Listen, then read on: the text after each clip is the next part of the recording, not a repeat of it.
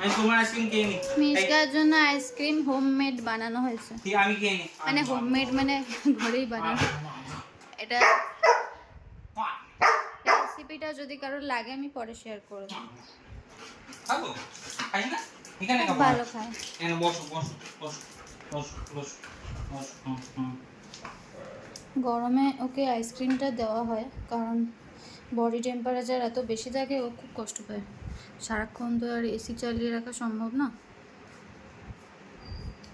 ওর বাটিতে জলও তো নেই।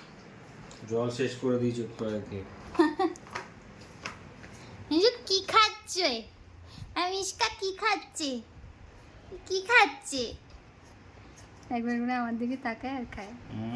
খুব পছন্দের জিনিস এটা। দেখেছো এই খেজুরগুলো দিয়ে দিয়েছো কি সুন্দর খেয়ে নেয় না খেজুরগুলো?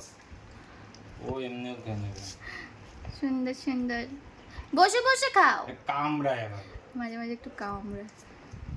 কত চাটবে? তুমিও তো আইসক্রিম খেতে খেতে কামড়াও, সবাই তাই করে।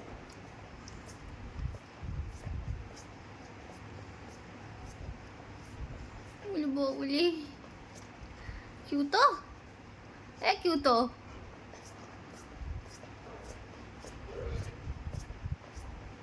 এটা পুরো পেট ফ্রেন্ডলি মানে ইনগ্রেডিয়েন্টস দিয়ে তৈরি, তো এতে কোনো প্রবলেম হওয়ার কথা না।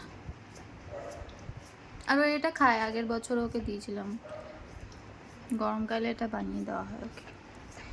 মিষ্কা খুব এনজয় করে।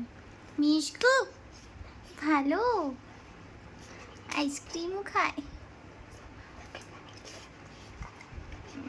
অনেক টায়ার্ড হয়ে গেছে, বসে বসে খাবে। এদিকে এদিকে বস।